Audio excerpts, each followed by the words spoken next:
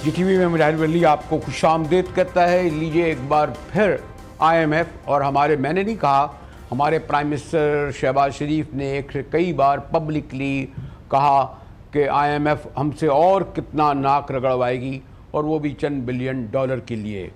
अब कहा जा रहा है क्योंकि $7 अरब का पैकेज है, शायद $1 अरब मिलेगा, एक हफ्ते रहेगा। पहले तो हमारे सुप्रीम कोर्ट बार के प्रेसिडेंट से मिले, चीफ जस्टिस से मिले, अब पता नहीं किस किस से मिलेंगे। ये सब तगोदो हो रही है सिर्फ $7 अरब की, जबकि जनाब अरबों डॉलर। मैं पढ़ रहा था कि जो 2 स्टेडियम बने हैं, नेशनल स्टेडियम कज़ाफ़ी और कराची, उसके लिए को 19 अरब रुपया करा और सन्नाटा छा गया। परफॉर्मेंस दे दें, जिस शोबे में चले जाएं आप। 200% तनख्वाहें बढ़ा दी हमारे कौमी असम्बली के अरकान और सेनेटर ने। कहा गया कि जनाब अगर 5 मिनट अटेंड करें या 5 घंटे करें।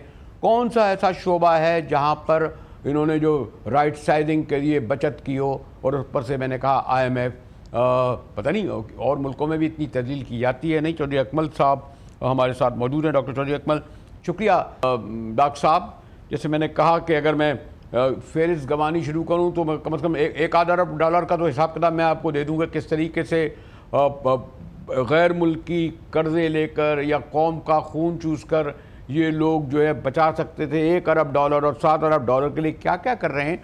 तो मुझे बताएं कि ये पहले भी मैंने पूछा था शायद आपसे कि और मुल्कों में भी इसी तरीके से IMF बकौल शख्स से, बिजनेसमैनों से, कोर्टों से, लोगों से मिलता है। असल में बात यह है मुजाहिद बरेलवी साहब कि जो है ना, bank provide shelters when it's Sunny. Bank जो है ना उस वक्त आपको जो है ना छतरी देते हैं जब जो है ना वो धूप हो, और जब जो है ना वो धूप नहीं होती और बारिश हो रही तो उस टाइम पे आपसे छतरी ले लेते हैं। तो IMF का भी बस जो है ना वो तरक्की पजीर ममालिक के ऊपर जो कि अपनी माशी मसाइल में घिरे में है वहाँ पे इस किस्म के जो है ना वो प्रोग्राम जो है वो अडॉप्ट करता रहता है। और ज़ाहिर है उन मुल्कों में खुद पॉलिसी मेकिंग की जो है ना वो कमी होती है, जिसकी वजह से उनकी मईशत इतनी नीचे जा चुकी होती है कि उन्हें IMF का सहारा लेना पड़ता है। अनफॉर्चुनेटली हमारे साथ भी यही हुआ है। IMF के पास हम जो गए वो ना इसलिए गए ना कि हमारी मईशत या हमारे जो लोग मौजूद हैं हमारे पास, वो खुद मईशत को चलाने की पोजीशन में नहीं है। एज ए रिजल्ट जो है ना हमें IMF के पास जाना पड़ा है। IMF हमारे पास नहीं आया, हम IMF के पास गए। तो ये पॉइंट बड़ा क्लियर होना चाहिए। और जब आपके पास जाएंगे तो फिर आपको उनकी शर्तें तो माननी पड़ेंगी, जो भी वो शराइत देंगे। और मैंने जो बाय द वे देखा है, शर्तें उनकी बड़े जो स्टाफ है उनका वो टेक्निकल और प्रोफेशनल हिसाब से बड़ी रेलिवेंट किस्म की जो है वो शराइत रखते हैं और उसके ऊपर अमल दरामद अगर ट्रू स्पिरिट में और सही तरीके से किया जाए तो नो डाउट के मुल्क में मुआशी जो तरक्की होती है या मुआशी लिहाज से वो ट्रैक के ऊपर आ सकता है। तो डॉक्टर साहब लेकिन अभी थोड़ी सी डॉक्टर साहब मैं मादत के साथ मैं फिर कहा कि आप जैसे माहिर उमूर मैं आपको रोक नहीं सकता, लेकिन आप जब ये कह रहे थे, मैंने सुना कि पिछले साल तो बांग्लादेश को गालिबन $4 अरब उन्होंने दिए और बगैर कोई बहुत ज्यादा पूछगछ और इसकी तहकीक और तफ्तीश भी नहीं हुई थी। अच्छा मुजाहिद बरेलवी साहब, सर मैं थोड़ा सा ये करेक्शन कर दूं। I am not doctor, I am chartered management accountant FCM। तो ये जरा वो थोड़ा सा आउट हो जाएगा बहरहाल। अच्छा, बांग्लादेश को सर जो दिया था ना इन्होंने अपना जो दिया था, लेकिन बांग्लादेश की अगर इकोनॉमी की पोजीशन देखें ना तो वो काफी बेहतर है। उनके जो है ना वो ज़र मुबादला के ज़खायर अभी भी हमसे ज्यादा है। उनका GDP, हालांकि वो रकबे के लिहाज से हमसे छोटे हैं, लेकिन उनका GDP का साइज ऑलमोस्ट हमारे बराबर है। वहां पे गुर्बत हमसे कम है। इन्फ्लेशन जो है वो थोड़ी सी हमसे इस वक्त अब चूंकि 2% के ऊपर इन्फ्लेशन आ गई है, लेकिन इन्फ्लेशन अदरवाइज जो है वो कंट्रोल में है वहां पे। तो अकॉर्डिंगली जो है ना वो IMF ने वहां पे शराइत जो है वो ज्यादा सख्त नहीं रखी। हमारे यहाँ भी अब देखें जिस तरीके से जो मईशत अपेरेंटली ट्रैक के ऊपर आती हुई नजर आ रही है, महंगाई में ठीक है जो है कमी हुई है, ऑल दो के एक तरफ ये है कि रियल इनकम में इजाफा नहीं हुआ, उस वजह से आम आदमी को जो है ना वो महसूस नहीं हो रहा कि महंगाई में या महंगाई की शरह में कमी हुई है। लेकिन स्टिल जो माशी अशारियां हैं वो बेहतरी की तरफ गामजन है, उनकी रफ्तार बहुत सुस्त है, उसके ऊपर हम क्वेश्चंस कर सॉरी सकते सॉरी हैं। सॉरी सॉरी चौधरी लेकिन साहब, मैं आपको अभी जो आपने जो महंगाई का कहा, मुझे हमारे श्योर यहाँ श्योर। बदकिस्मती से हमारी वजारत खाना और उसके बाबू जिस तरह एदाद शुमार से खेलते हैं, ये कहते हैं जी हम 37% से रिकॉर्ड 2% ले आए। अभी मैं लेसन लेने गया था, वो 70 रुपये का था, जो अब 200 रुपये इस वक्त आज इसमें मिला है। केले, सेब, अभी अभी इत्तेफाक से मैंने कहा चलें मालूम करते हैं, 4 गुना उनकी कीमतें जाती हुई है। ज़रा खजाना साहब से पूछे, कोई एक बताइए। शक्कर का पे तो बाकायदा प्राइम मिनिस्टर ने इजलास बुला लिया, पेट्रोल में कौन सी कमी कर दी, पे पहुंच गया। ये मेरे ख्याल में मुझे हैरत है कि HBL के प्रेसिडेंट और इतने माहिर जिनको बड़ी दाद मिल रही है, खजाना साहब 37% 2% का दावा कर रहे हैं महंगाई का। कैसे, बताइए। देखिए, महंगाई का मतलब ये है कि किसी भी चीज की कीमत में इजाफा हो तो वो महंगाई कहलाती है। ये इजाफा तो हुआ जब ना। तक हम लफ्ज महंगाई इस्तेमाल कर रहे हैं ना, तो उस वक्त तक आप ये तो भूल जाएं कि महंगाई में कमी हुई है, क्योंकि महंगाई में अगर कमी हुई होगी तो फिर हम कहेंगे कि चीजें सस्ती हुई हैं। हम ये तो कोई भी नहीं कह रहा कि महंगाई में जो है ना वो सस्ती हो गई है चीजें। महंगाई बहरहाल है, उसकी रफ्तार में कमी हुई है। अब अगर वही 39% की रफ्तार से जो जिस स्पीड से हो रही थी, अल्लाह माफ करे, अल्लाह माफ करे, मैं बड़ी बात नहीं करता कि इस वक्त जिस चीज की आप बात कर रहे हैं वो कीमतें पता नहीं कहीं की कहीं पहुंच चुकी होनी थी, लेकिन मैं इसका क्रेडिट नहीं दे रहा। मैं ये नहीं कह रहा कोई आइडियल सूरत हाल है, मैं कह रहा हूँ पिछले साल से निस्बतन बेहतर है। ये इतनी सी मैं बात कर रहा हूँ, मैं कोई आइडियल नहीं कह रहा। मैं ये नहीं कह रहा कि बहुत अच्छी है, बहुत एक्सेप्टेबल है, नहीं ऐसा नहीं है। गुर्बत की हमारे यहाँ पे मुसलसल गुर्बत में इजाफा होता जा रहा है। हमारा जो कर्जे हैं उनकी सूद, जो बैरूनी कर्जे हैं उनके ऊपर सूद की अदायगियों में इजाफा होता जा रहा है। जो कर्जे रोल ओवर हुकूमत करवा रही है, आपको अंदाजा नहीं है, 10% के ऊपर, यानी 2% के ऊपर जो कर्जा लिया हुआ था हुकूमत वो रोल ओवर करवा रही है 10% के ऊपर। और तकरीबन इस साल जो है ना वो 22 अरब डॉलर पाकिस्तान ने रीपे करने थे, उसमें से बहुत कम अमाउंट पे हुई है, ज्यादा से ज्यादा जो अमाउंट है वो रोल ओवर हुई है। तो ये फाइनेंशियल अकाउंट है, ये असल में तो चीजें अंडर दी कारपेट जा रही है। ये आने वाली हुकूमतें, यही हुकूमत अगर आने वाले वक्तों में दोबारा इन सारे मसाइल को भुगतेगी। लेकिन सरेदस्त आप बात करें IMF की, तो IMF जो ना इस वक्त वो बड़ा उसने कहा है कि जी टैक्स रिफॉर्म्स आपने करनी है। अब इसमें मेरे ख्याल में कोई गलत बात नहीं है, टैक्स रिफॉर्म्स होनी चाहिए। वो कहते हैं पावर सेक्टर के जो गर्दिशी कर्जे हैं आप उनको कम करें, उसमें इस्लाहात करें, होनी चाहिए। टैक्स रिफॉर्म क्या करते हैं, मुझे पकड़ते हैं, आपको पकड़ते हैं। आप अपना चले जाएं किसी में सिंध के फ्यूडल के पास, उसके बंगले देखें, 200 आदमियों को इफ्तार करा रहे होंगे, 12 वहाँ गाड़ियाँ खड़ी होंगी। एक किसी को भेज देना अफसर, मुझे तो एक टेलीफोन आ जाता है, तलब कर लेते हैं, क्या बेचारी मेरी तनख्वाह, क्या उससे टैक्स, ये तो क्या रिफॉर्म की है। फ्यूडल जो 30% हमारी इकोनॉमी में एग्रीकल्चर है, शायद 2% भी नहीं देता, 1 रुपया, अच्छा 2 अरब रुपये दिए पिछली बार। देखिए, अब IMF जो है वो मुज़ाकरात जो कर रहा है उसमें देखिए ज़राई टैक्स उन्होंने लगवा तो लिया ना, पहले तो ये भी नहीं लगवा रहे थे ना। इतना तो उन्होंने पुश कर दिया कि चलो कानून की हद तक ही सही लग तो गया। अब इसके ऊपर वो जो वफ्द है ना वो इन चीज़ों को इम्प्लीमेंट भी करेगा और इसको इंश्योर भी करेगा कि ये इम्प्लीमेंट भी हो रही है, नहीं हो रही है। खास तौर पर इसके अलावा जो पावर सेक्टर की मैंने बात की है, स्टेट बैंक के ज़राए से वो मिलेगा। मॉनिटरी पॉलिसी में जो डेफिशिएंसीज हैं उनको डिस्कस किया जाएगा। आने वाला जो बजट है उसका क्या फ्रेमवर्क होगा उसको डिस्कस किया जाएगा। तो ये सारी चीजें, असल में हमारे यहाँ सब मसला ये है कि हम कहते हैं कि जी वो ना गलत काम खुद करते हैं और बदनाम करते हैं शैतान को। तो हमारे यहाँ भी हुकूमत जो है ना वो चीजें हमसे खुद नहीं सुधर रही है और बदनाम करते हैं हम IMF को। वो IMF देखें, अगर मैं प्रोफेशनली और टेक्निकली बात करूं ना सर, वो जो चीजें और जो शराइत बता रहे हैं वो मेरे ख्याल में IMF को बताने की जरूरत नहीं, हमें खुद इतनी अकल होनी चाहिए कि ये चीजें हम जो है वो उनको सही करें। तो IMF ने आज तक आपको ये थोड़ी कहा कि फलाने पे टैक्स ना लगाओ, फलाने पे लगाओ। क्या IMF ने आपसे कहा है कि आप एलीट कैप्चर करें, एलीट को जो है ना वो टैक्स से छोड़ दें? IMF तो पीछे पड़ा हुआ कि आप प्रॉपर्टी सेक्टर के ऊपर टैक्स लगाएं। सबसे ज्यादा ब्लैक मनी यहाँ पे डंप होती है आगे, सबसे ज्यादा टैक्स इविजन आपके प्रॉपर्टी सेक्टर में है। IMF कह रहा है कि आप चीजों को प्राइवेटाइज करें, डाउन साइजिंग करें, राइट साइजिंग करें ताकि महकमे सही तरीके से कारकर्दगी दिखा सके। तो ये तो सारी हमारी खुद करने वाली चीजें जो IMF बता रहे हैं। एक PI तो बिक नहीं रही। और अभी जो मैं ट्रेन से गया था मादत के साथ, पता नहीं वो क्योंकि साफी वाफी जा रहे थे, यानी एक 34 घंटे में हम गए, 24 घंटे में तेजगाम जाती थी, जिसमें वो एक ट्रेन नहीं चल रही है, मईशत क्या चलाएंगे। एक जहाज PI नहीं दिख रहा इनसे। क्या याद करवा सर, मैं खुद जो है ना वो कभी कभी जो है वो ट्रेन का सफर करता हूँ, और आप यकीन करें मैं तो जो है ना 1910 की याददाश्तें जो है ना वो ताजा करता हूँ। बचपन में 1992 में मुझे याद है हम लोग ट्रेन से जाया करते थे गांव अपने भावलपुर। तो यकीन करें आप कि उस वक्त ट्रेन जल्दी पहुंचाती थी, जी। आज देर से पहुंचा रही है। मतलब वो ट्रैक की हालत इतनी खस्ता हो चुकी है कि उसके ऊपर जो है ना वो 80 से ऊपर नहीं, ये तो ट्रेन मैंने को ले राइटर वे जाने में ही कहा, नहीं आप देखें देते। ये तो एक उस ट्रेन वक्त नहीं चल रही, एक पीआईए नहीं बिक रहा, तो हम कैसे ट्रस्ट कर लें इनकी बातों का। गैर मुल्की आ रहे हैं, झप्पियां डाल रहे हैं, मुआहदे हो रहे हैं, पता नहीं क्या क्या हो रहा है, ये $2 अरब यहाँ से आ गए यार। यानी वाई दे आर, मैं बार बार कहता हूँ ये अहमकों की जन्नत में रहते हैं या हम लोगों को अहमक की जन्नत समझते हैं।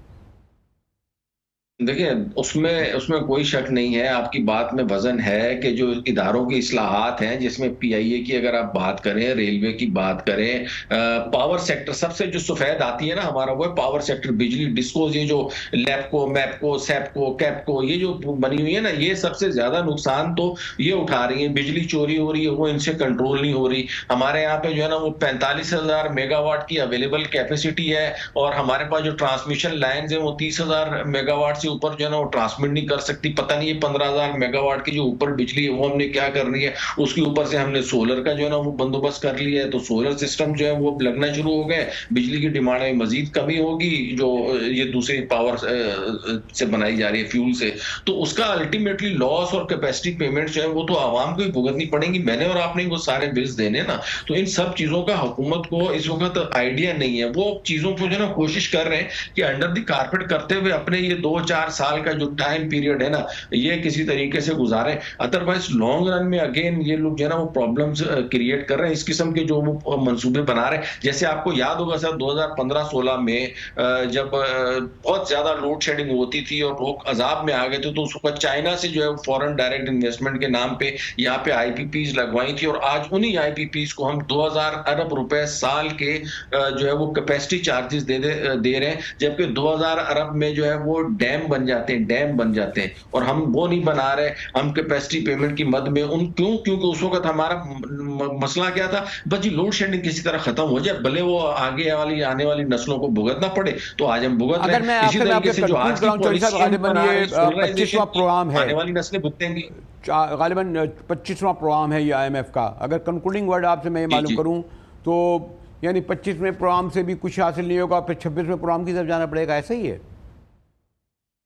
देखिए, आईएमएफ ने जो है ना वो तजावीज देनी है और आपने उनके ऊपर अमल दरामद करना है। और यहाँ पे तो उन्होंने इतना सख्त हालात किए हुए कि कहीं पे भी उनको लगेगा ना, हर साल वो रिव्यू के लिए आते हैं, ठीक है ना, और कहीं पे भी उनको लगेगा कि आप जो है ना उनकी इस्लाहात के ऊपर अमल नहीं कर रहे, उन्होंने वहीं पे स्टॉप कर देना है। ये 1.1 देंगे। उम्मीद है इस वक्त तक जो हालात हैं, जो वाकयात हैं, जो चीजें नजर आ रही है, उसमें मुझे लग रहा है कि 1.1 जो है ना वो बिलियन की जो किस्त मिलनी है वो तो मिल जाएगी। उसके अलावा इन्होंने क्लाइमेट फाइनेंस के लिए भी अप्लाई किया है। ये जो सैलाब वगैरह और गर्मी वगैरह से जो है ना वो काफी हमारे यहाँ माहौल की तब्दीली की वजह से, तो आईएमएफ का वो प्रोग्राम भी है कि हम चूंकि मुतासरा मुल्क हैं, तो उसके लिए भी तकरीबन $1 बिलियन के लिए अप्लाई किया हुआ, तो शायद वो भी हमें मिल जाए। तो फौरी तौर पे तो जो है ना ये आईएमएफ की तरफ से कोई इतना इशू नहीं है। लेकिन अगेन कंक्लूड मैं इसी पे करूंगा कि अगर मुल्क को और मईशत को बेहतर करना है ना सर, तो वो मैंने और आपने और हुकूमत ने मिल के करना है। वो आईएमएफ ने या किसी ने बाहर से आके नहीं करना। There is a will, there is a way, we should be positive.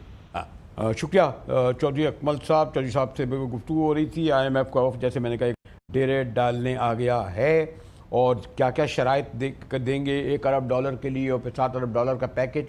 25वां programme है। मईशत की हालत देखें, वो आपके सामने है। एदाद शुमार झूठ नहीं बोलते, लेकिन ये जगलरी एदाद शुमार के साथ करते हैं। इससे ज़्यादा क्या गुफ्तगू है। ब्रेक के बाद आऊँगा तो ज़रा चैम्पियंस ट्रॉफी का भी हाल लूँगा, यानी क्रिकेट बोर्ड जो कराने जा रहा था और जिसमें इंतहाई ज़िल्लत आमेज शर्मनाक शिकस्त हुई है। और बदकिस्मती देखिए, क्रिकेट बोर्ड के चेयरमैन एक वज़ीर दाखिला मौसूफ़ हैं, पावर कॉरिडोर के पुराने खिलाड़ी, लेकिन क्रिकेट के ग्राउंड में उनकी जो पिटाई हुई है, कहते हैं सर्जरी करेंगे। सर्जरी का आगाज़ होना चाहिए कि वो करें अपने आप से, यानी क्रिकेट बोर्ड से। हाँ, साथ आइएगा, मिलते हैं ब्रेक के बाद।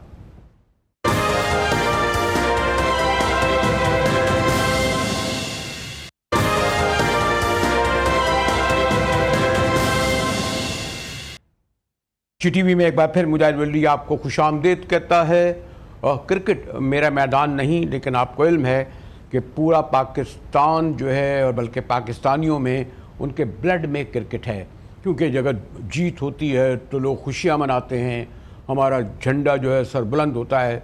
जैसे जैसे बहरहाल वर्ल्ड कप में जब जीते थे तो किस तरीके से पाकिस्तान का सारी दुनिया में नाम गया, जहाँ शायद पहचानते भी नहीं हो कि पाकिस्तान क्या होता है। हालिया बरसों में क्रिकेट का जो हाल है, करोड़ों अरबों रुपया आ रहा है, 12 मैच खेलते नहीं हैं कि अजीम खिलाड़ी किंग का नाम खुद ही रख देते हैं, एडवर्टाइजमेंट आ रहा है, इतना पैसा। और क्रिकेट का क्या हाल है।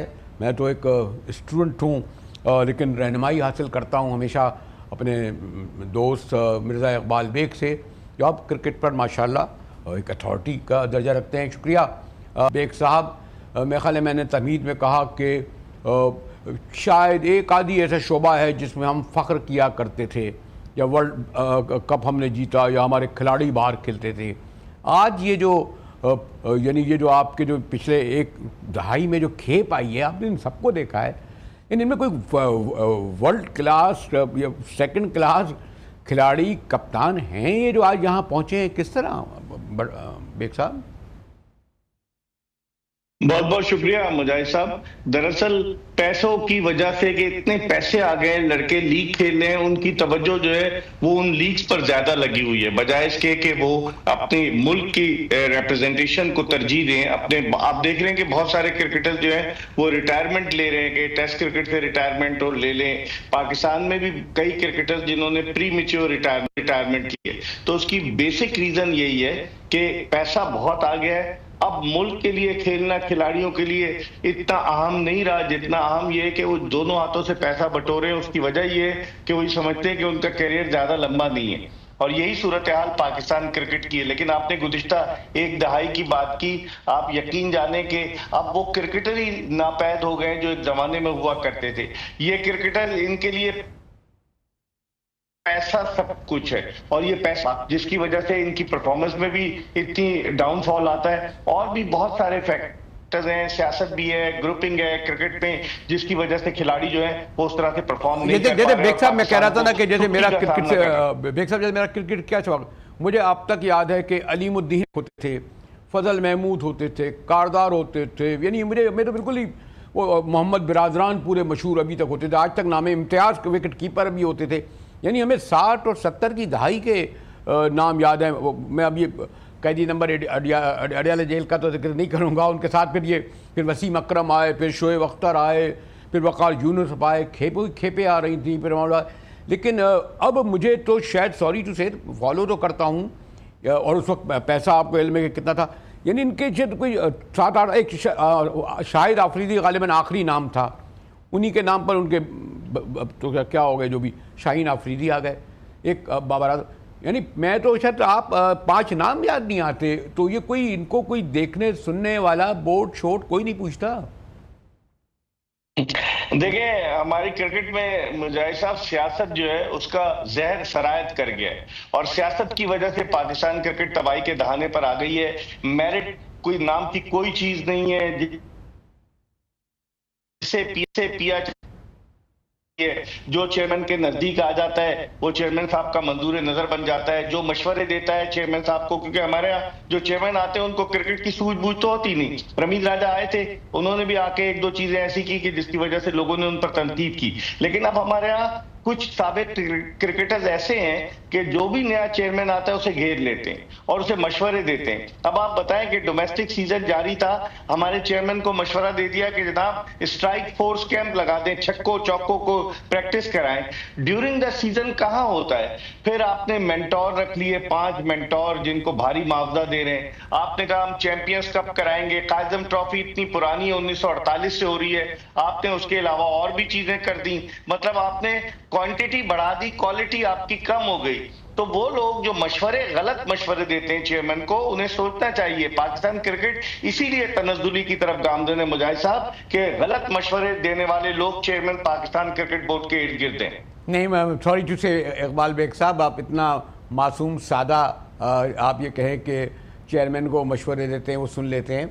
आपको पता है वो किन से बहुत क्लोज हैं, मेरे भी एक उनसे ताल्लुक़ रहा है।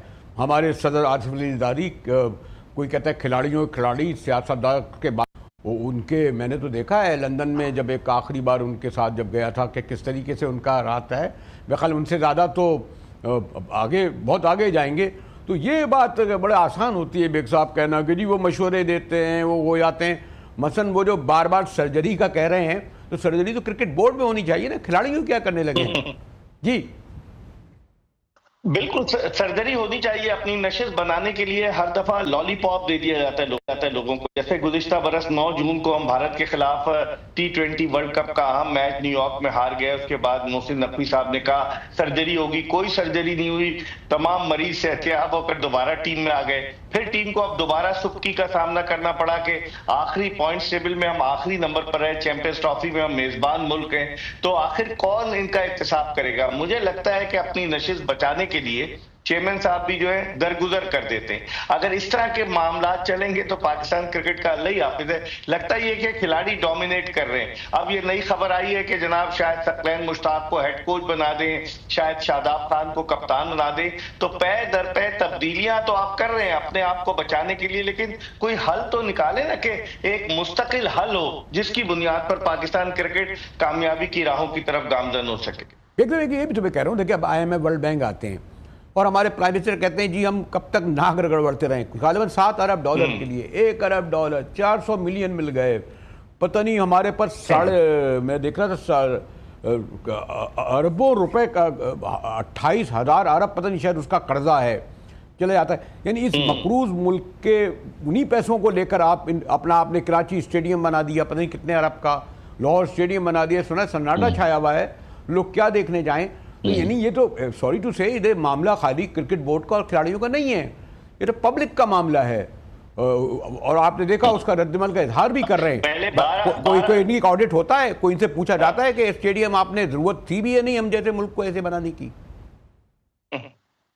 बस कोई पूछने वाला नहीं है, शुतरे बेमुहार हैं। और आप देखें, आपने जो बात की कि चैंपियंस ट्रॉफी को बुनियाद बनाकर 12 अरब 70 करोड़ रुपए जो थे पहले आए कि भाई वो उससे कदाफी stadium Lahore, national stadium Karachi और रावलपिंडी क्रिकेट स्टेडियम की तज़ीनो नौ की जाएगी जी। 12 अरब 70 करोड़। फिर उसके बाद डॉन अखबार में स्टोरी छपी कि पाकिस्तान क्रिकेट बोर्ड ने मजीद 5 अरब मांग लिए हुकूमत से कि हमें इतने पैसों में हमारा गुजारा नहीं हुआ। तो अगर हम इतने पैसे जो है हमने लगाए हैं, और आपने देखा क्या हाल था कि जब बारिश हो गई अफगानिस्तान और ऑस्ट्रेलिया के मैच में तो वाइपर से पानी को हटाया जा रहा था। सुपर स्टॉपर हम एक ही था और कुछ खरीद ही नहीं सके। और आपने देखा होगा कि सोशल मीडिया पे वीडियोज आई हैं कि छत टपक रही थी। तो आखिर आपने इतने पैसे खर्च किए हैं तो इसका कोई रिजल्ट भी तो होना चाहिए। कोई रिजल्ट नहीं, टीम की कारकर्दगी जवाल की तरफ गामजन है। फिर आप पे तनकीद होती है तो तनकीद को तो बर्दाश्त करना पड़ेगा ना। इस तरह तो होता है। कोई मुस्ताफी क्यों नहीं होता? अभी देखें इंग्लैंड की टीम का मैं पढ़ रहा था, हालांकि बटलर ने गालिबन, मैं तो ज्यादा नहीं पता, गालिबन 22 या पता नहीं कितने मैच खेले थे, उन्होंने रिजाइन कर दिया जब अफगानिस्तान से हारे। गालिबन अगर मुझे दुरुस्त कर दिएगा, मेरा तो ऐसी तालिब इल्माना जो मालूमात है। लेकिन क्रिकेट बोर्ड और कप्तान और मुस्ताफी हो जाते हैं क्रिकेट से। अगर जो सॉरी टू से जो जहाँ वाकई क्रिकेट जो है वो क्रिकेट की तरह खेली जाए जी। ये हमारे यहाँ का कल्चर है, हमें अखलाकी जुर्रत नहीं है मुजाहिद साहब। वो गोरों में अखलाकी जुर्रत है। बटलर ने कप्तानी से इस्तीफा दे दिया, 180 से ज्यादा वनडे वो खेले इंग्लैंड की जानिब से। उन्होंने कहा टीम की परफॉर्मेंस अच्छी नहीं है। हमारे यहाँ ब्लेम गेम शुरू हो जाता है। अगर हमारी टीम हार जाती है तो कप्तान कोच कहता है खिलाड़ियों को इतना तजुर्बा नहीं था।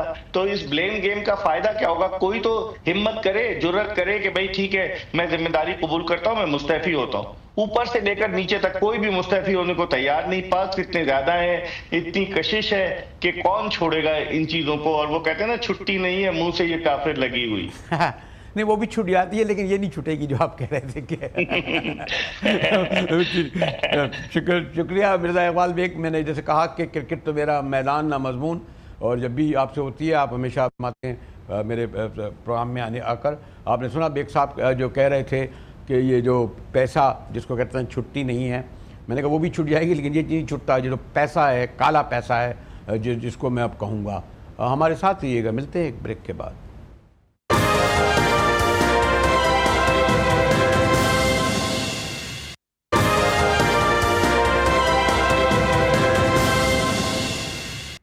जीटीवी में एक बार फिर मुजाहिद वली आपको खुशामदीद करता है। और हमारा तो इरादा है, यानी जीटीवी का, कि इस केस को, मुस्तफ़ा केस को उस वक्त तक ज़िंदा रखा जाए कि जब तक के जो मुल्ज़िमान हैं, जिन पर बहुत ही ओपनली कहा जा सकता है कि शायद 4 और 5 पेशियों में इसको ख़त्म हो जाना चाहिए था, लेकिन ऐसा लगता है कि बड़े आजमूदा खिलाड़ी हैं। फिर एक हद तक पुलिस, फिर अदालतें हमारी। मुझे तो लगता है कि शायद ये केस दाखिल दख्ल ना हो जाए माजी की तरह, लेकिन देखते हैं क्या पेशरफ्त हुई है। तहा उबैदी हमारे साथ हैं, बड़ा गहरी नज़र रखते हैं। जी तहा, मुझे जैसे दिन गुजर रहे हैं, न जाने क्यों इस बात पर अब शक होने लगा है, और आपसे पहले भी गुफ्तगू होती रही है कि इसे जो चालाक, मक्कार, बासर, सहूलतकारी के सबब जो मुल्ज़मान हैं, उनके सरपरस्त हैं, ये वक्त ख़रीद रहे हैं, वक्त गुजार रहे हैं। और आपको ही पता है, हम मीडिया भी बड़ा ज़ालिम है। रमज़ान शरीफ ने तो वैसे ही आधा जो वक्त जो है वो उस तरफ लोग बेचारे, आपको याद है, बड़ा याद महीना होता है, मुक़द्दस महीना होता है, उस तरफ तवज्जो दे रहे हैं। क्या कहते हैं तहा? बिल्कुल, अभी जो शतरंज की चालें हैं वो चलने का सिलसिला शुरू हुआ है। पहले इब्तदाई बयान का लंबन कराया गया था, और फिर इब्तदाई बयान के बाद जो बयान है उससे भी मुनर्रिफ हो गए मुल्जिमान। जो मुस्तफ़ा आमिर कत्ल केस है उसमें शिराज का बयान कराया गया था, उसको वादा माफ गवाह बनाया गया था, लेकिन फिर जब मुलाकातों का सिलसिला तवील हुआ तो फिर वो अपने बयान से मुनर्रिफ हो गया। और जो मरकजी किरदार है अरबगान, उसके वकील से भी उसकी मुलाकातें शुरू हो गई हैं और फिर बातचीत शुरू हो गई है। तो ये कहा जा रहा है कि इस केस को किसी न किसी नहेज पर जो है हेर फेर से काम लिया जाएगा। और आज जो साजिद हसन है, जो कि अदाकार हैं, उनके बेटे के हवाले से उन्होंने भी पुलिस पर तमाम तर मलबा डाल दिया कि पुलिस ने दबाव डाल के बयान का लंबन कराया। तो मैं ये समझता हूँ कि मेरी 2 रोज कबल आईजी सिंध से भी बातचीत हुई थी। उन्होंने कहा कि जो इनके स्टेटमेंट है या इनके जो बयानात हैं, उसकी रोशनी में पूरे रमजान में क्रैकडाउन किया जाएगा और ऐसे लोगों को गिरफ्तार किया जाएगा। कब किया जाएगा कब किया जाएगा? जो पकड़ लिए गए उनसे तो कुछ निकला नहीं। साहब, अभी तो इंतजामिया और हुकूमत उन पे हाथ डालते हुए सोचती है, बल्कि इसकी तो टांगे कांपती है। और ये इतना आसान काम नहीं है मुजाहिद साहब के किसी को घर से पिक कर लिया। बड़े ताकतवर लोग हैं जिनके नाम है, और मैं ये समझता हूँ कि हुकूमत और इंतजामिया दोनों फैसला नहीं कर पा रहे कि उनकी गिरफ्तारी मुमकिन हो सके, जिसकी वजह से मुश्किलात का सामना। और ये मुश्किलात मैं नहीं समझता कि इनकी गिरफ्तारी मुमकिन हो सकेगी। अलबत्ता बयानबाजी की हद तक तो बहुत सी बातें की जा रही हैं, और जो इनकी इंटेरोगेशन रिपोर्ट है उसका इब्तदाई सफा आप ये समझे कि पहला सफा सामने आया है, अभी तो पूरी किताब सामने नहीं आई है। जो इन्वेस्टिगेशन है तो वो तहा उबैदी, ये मैं इसलिए कह रहा हूँ, तहा आपसे मैं इसलिए कह रहा हूँ कि अभी आपकी पार्लियामान ने ये बिल पास किया था, ये पॉलिटिकल लोगों के लिए, सिविलियन लोगों के लिए, कि 15 दिन का इनका रिमांड, यानी 15 दिन के, जो 3 महीने पहले होता था उसको 15 दिन कर दिया। यानी उन बेचारों को 15 दिन, और 15 दिन के बाद उनको सज़ाएँ भी दे दी गई लंबी। मैं उन मिलिट्री कोर्ट वगैरह की तरफ नहीं जाता, 10-10 साल की सज़ाएँ दे दी गई हैं, 8-8 साल की सज़ाएँ दी जा रही हैं। तो जहाँ इस केस को उस तरह क्यों नहीं लिया जाता? ये तो दहशतगर्दी का केस है ना, सड़क पर जराइम हुआ है, मंशियात का केस है। जी बिल्कुल, आपकी बात बिल्कुल ठीक है। कहीं बहुत ज्यादा संजीदगी और कहीं बहुत ज्यादा गैर संजीदगी है। तो मैं अभी तक इस केस को ये समझता हूँ कि गैर संजीदगी का मुजाहरा किया जा रहा है।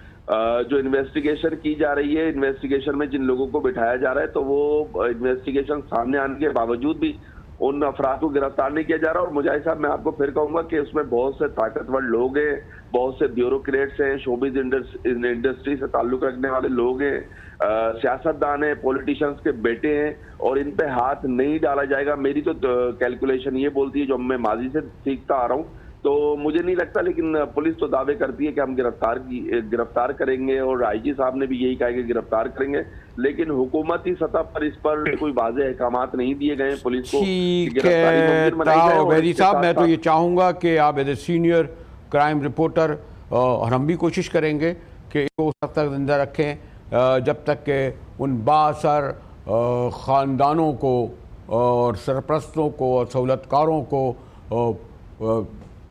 मनतकी अंजाम, मैं इसकी तफसील में नहीं आऊँगा, क्या अंजाम तक ना पहुँचाया जाए। इसी के साथ ही जीटीवी से मुजाहिद वली को इजाज़त दीजिए।